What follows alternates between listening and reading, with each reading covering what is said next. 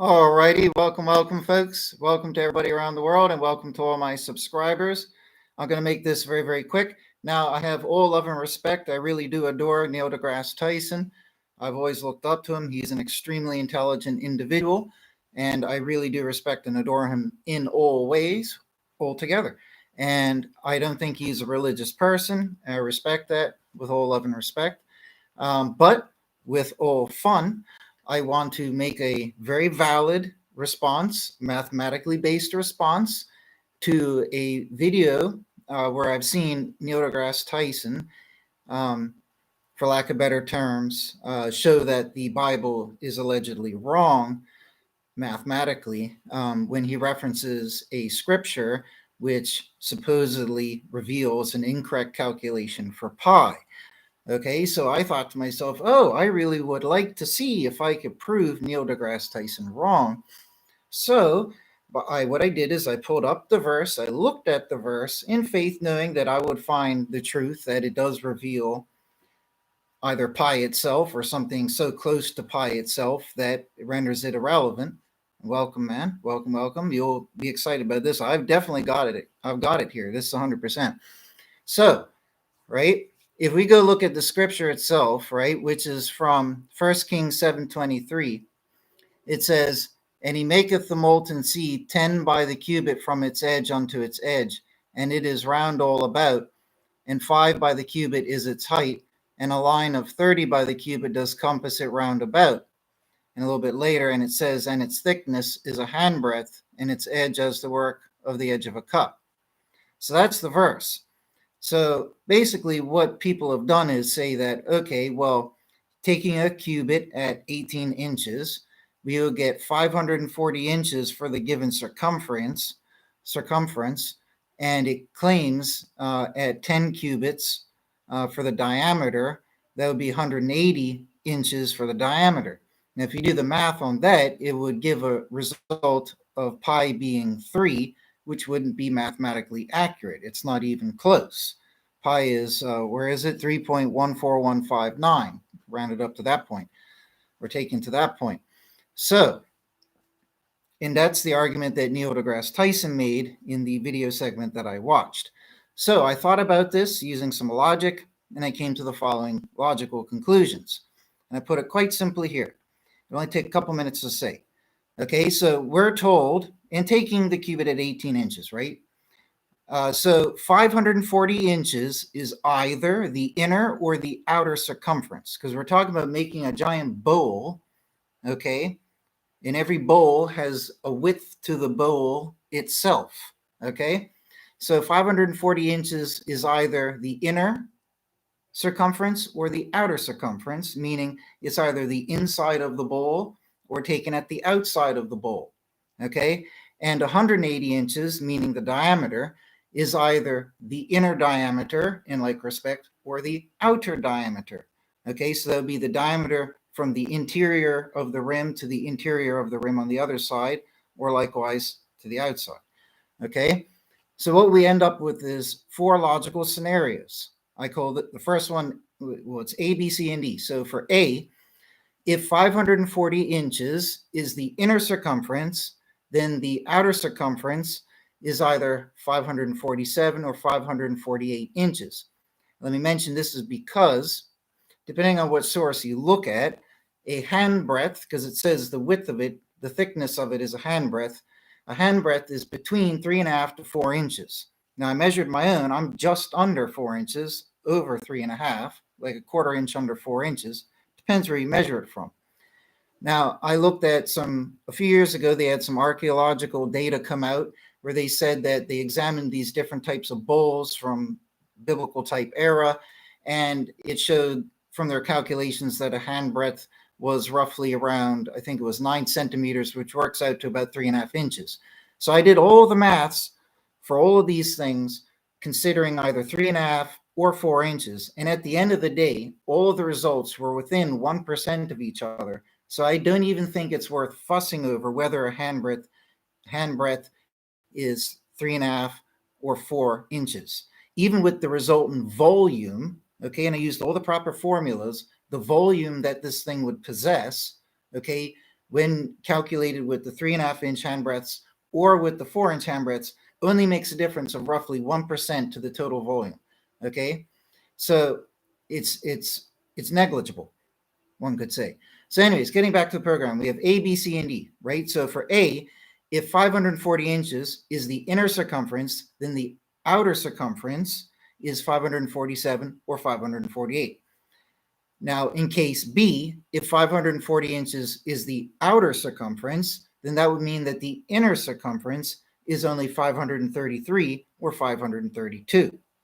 Now, in case C, if 180 inches, as stated in the verse, is the inner diameter of the brim, then the outer diameter of the brim is 187 or 188. Now, case D, this is the interesting one.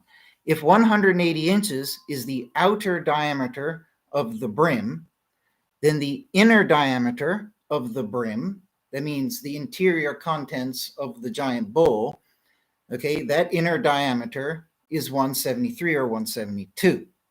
Okay, so expanding on example D there, if we use the proper mathematical formula here and we multiply pi, okay, whereas let's see, if we multiply pi times 172 as the inner diameter, we end up with 540.3534 as the inner circumference, okay, which would equal the value given by the verse, because it said that the circumference was equal to 540, okay, in essence, using the cubit, right? So 540. And that's fairly close. It's only a difference of 0.35, so I worked it out. You have 540 divided by 172 to give the exact number, and that's 3.13953, okay? Keeping in mind that pi is only 3.14159, okay? This is a difference of 1% or less, okay? It's negligible. Now, which is a far cry from saying that it equals 3, okay? So again, using example D, case D as I called it, we use the mathematical formula. We take pi and we multiply it by the diameter, okay, the inner diameter, which is 172, and what we'll get is the circumference, equaling 540.3534, okay? So what this shows is that it proves that the verse is referencing the relevant inner circumference and not the outer circumference. Okay, so in the verse, what the verse is doing is it's giving an instruction to form this giant bowl, and it calls it molten. And most likely the way they made it, whether it's related to the word or not, is they would make it out of molten metal. Okay, they wouldn't beat and shape it, as far as I'm aware. They would get a giant cast and then carve out the shape, pour the metal in there, and let it settle.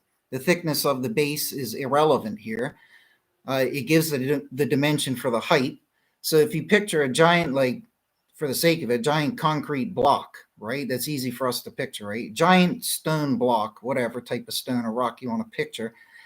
And, you know, we could only imagine how they would actually do it. But let's just say you have something sharp and you're just going to do a circle like this here. Of course, we're going to measure it and this and that there. But in essence, what you're going to do in some fashion is dig out, drill out, scrape out this circle, and you'll go down at a height, at a depth of 5 cubits, like it said, but those figures are relevant for here. But you're going to go down the depth, the desired depth, but you're going to maintain, having measured out already, the proper diameter, okay?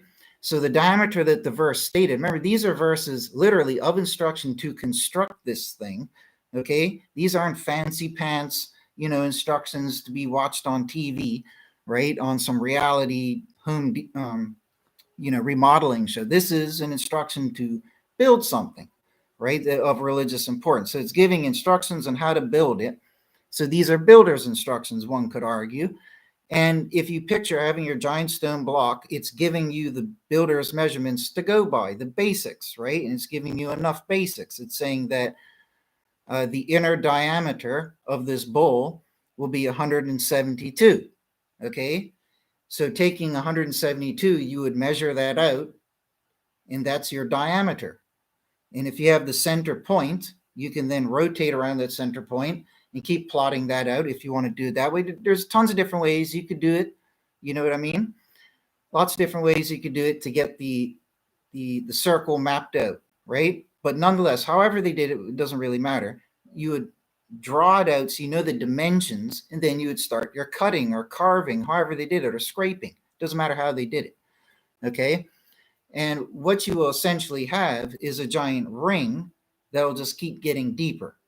Okay. So you're going to mark your measurement, meaning you're going to have to be given that measurement. If you're following a building instruction, that measurement was apparently for the inner diameter. Okay. Now this makes sense if you're picturing that giant stone block and you're going to start carving this ring out here. Okay. The measurement that you've measured out to, if you've plotted out that circle, just say in your scribe's pencil on the giant block of stone, you've mapped out that circle, its diameter is 172. Okay. And you've plotted it out. What you'll do is you'll start your scraping on the edge of that line, working outwards to maintain that measured and plotted diameter. Okay. And you'll carve your way outwards at what? The width of a handbreadth. And then you'll get your handbreadth going out. The beauty of that is if it's a little bit too wide, you can always buff it, polish it, scrape it off afterwards, and you're not altering the predetermined interior dimensions, which will give resultant volume. Okay. So what I believe the verse has shown is the instruction to plot out the inner diameter of 172, and it is stated that the circumference, which is the 540 figure, is obviously the relevant inner circumference. Okay, so there you go. This proves it 100%, and you just keep carving out from that plotted out circle, like I said, and you carve out to the width of a handbreadth, whether 3.5 or 4 inches, right? You carve that out, and then you're set. The inner circumference is going to be 540.354. The inner diameter will be 172, and pi is 3.14159. Okay, so there you go. And while I got the calculator here, let's go do the maths real quick. What is the difference between 3.13953 and 3.14159, right? So let's go take a look at that real quick. I think I might already have this up in the calculator. 3.13,